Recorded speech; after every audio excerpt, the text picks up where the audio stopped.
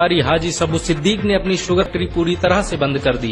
ये फैक्ट्री इतनी बड़ी थी कि इसके जरिए बनाई गई शुगर पूरे इंग्लैंड में इस्तेमाल की जाती थी। बहुत कम लोग जानते हैं कि बाटा कंपनी भी मुसलमानों की थी, जिसे असहयोग आंदोलन के दौरान एक अंग्रेज ने खरीद लिया था। आपको ये जानकर शायद हैरानी हो कि भगत सिंह का केस लड़ने वाला शख्स भी एक मुसलमान था। बैरिस्टर आसिफ अली ने भगत सिंह का केस तब लड़ा जब कोई भी भगत सिंह का साथ देने को तैयार नहीं था। इंकलाब जिंदाबाद का नारा देने वाले हजरत मोहानी भी एक मुसलमान थे। उन्होंने ही भारत की आजादी की रूपरेखा तैयार की थी। इतिहासकारों के मुताबिक 1857 में होने वाले विद्रोह में 50,000 उलमाओं को फांसी दी गई और लाखों मुसलमान सरेआम कत्ल कर दिए गए। 1857 में दिल्ली से लेकर कलकत्ता की रोड पर ऐसा कोई पेड़ नहीं था जिस पर मुस्लिम उलमाओं की लाशें न टंगी हो। मुसलमानों ने ही भारत की आजादी के लिए पहली जंग लड़ी। मैसूर के सुल्तान हैदर अली और उसके बेटी टीपू भारत की आजादी के लिए शहीद होने वाले पहले शासक थे। मशहूर क्रांतिकारी अशफाकुल्लाह खान सबसे कम उम्र में फांसी पाने वाले भारत के पहले व्यक्ति थे। बहुत कम लोग जानते हैं कि जय हिंद का नारा एक मुसलमान आबिद हसन सफानी ने दिया था। ये नारा आज भी भारतीय सेना और शासकीय प्रणाली में सम्मान स्वरूप इस्तेमाल किया जाता है। तिरंगे का निर्माण करने वाली सुरैया तैयब जी भी एक मुसलमान थी। उन्होंने ही भारत के राष्ट्रीय ध्वज को वर्तमान रूप दिया था। कानपुर में पैदा होने वाले अजीमुल्लाह खान ने ही मादरे वतन भारत की जय का नारा दिया था, जिसमें बाद में कुछ सांप्रदायिक लोगों ने माता शब्द को जोड़ दिया।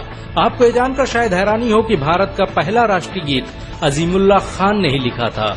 बहुत कम लोग जानते हैं कि मौलाना कासिम नानोतवी ने दारुल उलूम देवबंद की स्थापना अंग्रेजों को भारत से निकालने के लिए की थी।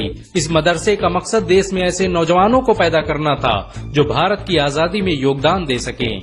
रेशमी रुमाल आंदोलन की शुरुआत करने वाले मौलाना महमूदुल हसन और मौलाना उबैदुल्ला सिंधी दारुल उलूम देवबंद के ही छात्र थे। मौलाना उबैदुल्ला सिंधी ने सुभाष चंद्र बोस के साथ मिलकर भारत की पहली अस्थायी सरकार की स्थापना की थी और वह भारत के पहले गृह मंत्री भी थे। आपको ये जानकर शायद हैरानी हो कि मौलाना महमूदुल हसन ने ही 1920 में गांधी को महात्मा का लक़ब दिया था। उनका ये नाम इतना मशहूर हुआ कि पूरी दुनिया में गांधी महात्मा गांधी के नाम से जाने जाने लगे। महमूदुल हसन ने ही हकीम अजमल खान के साथ मिलकर 1920 में जामिया मिलिया इस्लामिया यूनिवर्सिटी की स्थापना की थी, ताकि भारतीय शिक्षा तंत्र को अंग्रेजों के चंगुल से आजाद करवाया जा सके। आपको ये जानकर शायद हैरानी हो कि काला पानी जैसी दर्दनाक सजाओं को पाने वाले 90% से अधिक लोग मुसलमान थे। अंडमान निकोबार में आज भी सबसे ज्यादा कब्रें मुसलमानों की हैं। मुसलमानों के अलावा दूसरे लोगों ने काला पानी से बचने के लिए न सिर्फ माफीनामे लिखे बल्कि अंग्रेजों की मुखबिरी भी की।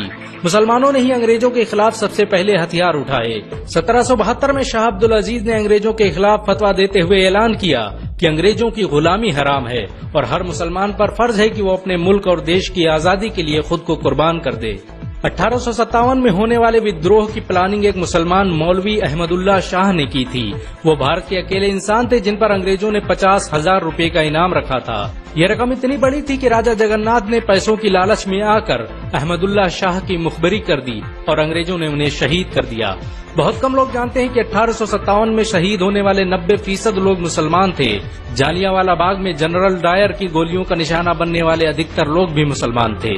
भारत की आजादी का नेतृत्व करने वाले संगठन इंडियन नेशनल कांग्रेस के 9 से अधिक प्रेसिडेंट मुसलमान रहे। गांधी जी ने अफ्रीका में जहां वकालत की पढ़ाई की, वो कॉलेज भी एक भारतीय मुसलमान का था और वह जब भारत में आए तो उन्होंने आजादी के लिए अली ब्रदर्स के साथ काम करना शुरू किया, जो कि मुसलमान थे।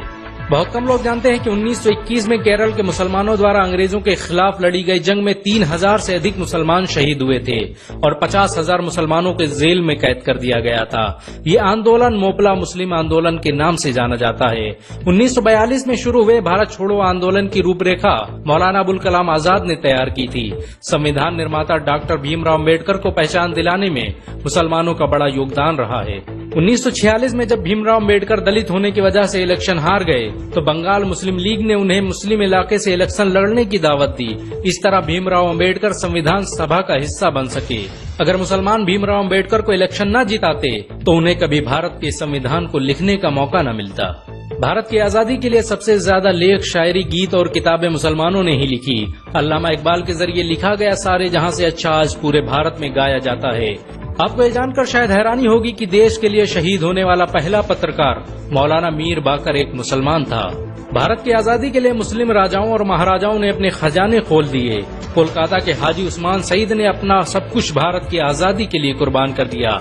हाजी उस्मान की अमीरी का अंदाजा इसी बात से लगाया जा सकता है कि 1920 तक कोलकाता में बनने वाला हर स्कूल और हर बड़ी बिल्डिंग उन्हीं की थी।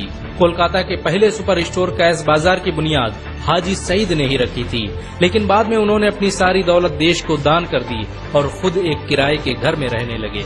अमीर हमजा और अब्दुल हबीब यूसुफ मरफानी जैसे मुसलमानों ने अपनी अरबों रुपये की संपत्ति देश की आजादी के लिए कुर्बान कर दी। सुभाष चंद्र बोस द्वारा अफगानिस्तान में स्थापित की गई सरकार में 9 में से 5 मंत्री मुसलमान थे।